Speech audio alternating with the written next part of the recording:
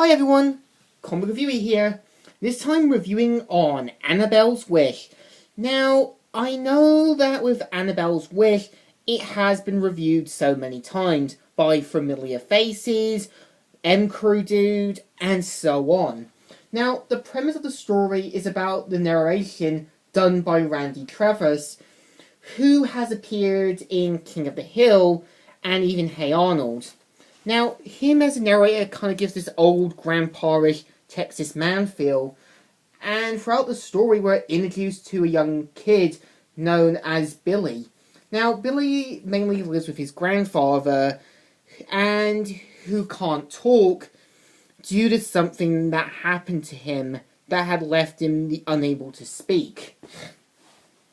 Now, with Billy's grandfather, I love his character. He shows genuine care for Billy and knows that he's better off with him, and he does show to care about him. The same with Billy's friend Emily, who's voiced by Aria Curson, known for voicing Ducky in the Land Before Time movies.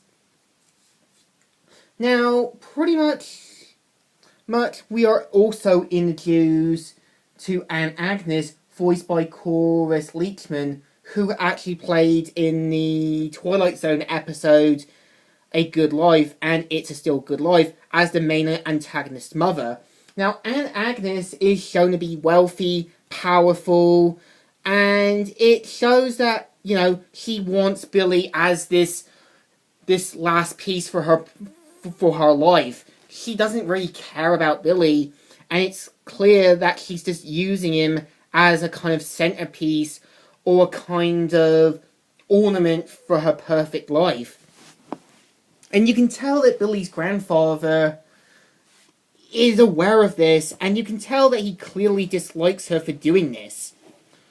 Now, what's also interesting is that we're also introduced to Annabelle and the other animals, who every once a year is given a gift by Santa to give the ability to speak once a day.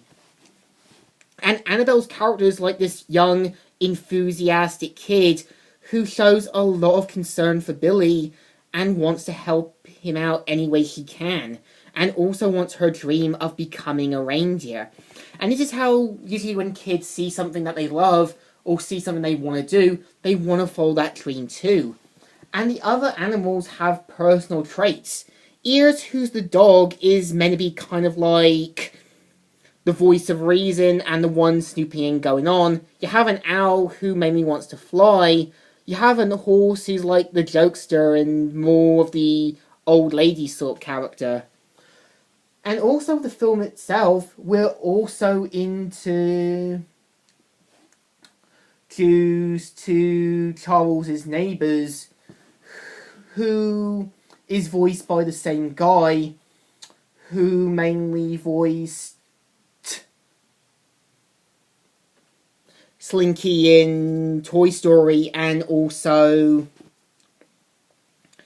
Ernest in the Ernest film series known as Gus. Now, Gus's character is shown to be this really mean-spirited, Scrooge-like character, and we don't know much about him, but there are two possible hints that he did care about Billy's mum that may, and after her death, may have turned him in this way, and also the death of his wife. So, with the film itself, there is hardly anything that is resolved or brought up. But again, it is still a good Christmas film that has an important message saying, put things that you want aside and help those in need and make the ultimate sacrifice. And with Annabelle's character, she's perfect because, you can understand what she wants. You can understand, she has to, make a difficult choice that is rewarded near the end. And I think what makes Randy Travis, along with Beth Chapman, as the perfect singing duo during the whole season song, is that it brings a lot of emotion into a country song.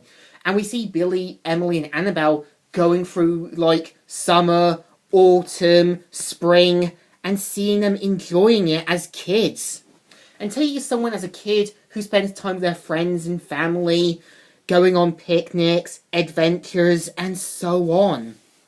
And I do admit the film has some pretty good messages and actually does well. In my opinion, Annabelle's Wish is an underdog in the Christmas line and has got a DVD release, but I still would like to see it as a Blu-ray. Hell, I would actually like to see what else they could have done with Annabelle. Hell, what's interesting is that there was even some promotional material for Annabelle because some kids were given inflatable antlers and was given this as a gift during the whole Christmas season in Tennessee in America. In my opinion, this film deserves a thumbs up. Still good, still alright, and still great. So, Comic Reviewer here, signing out.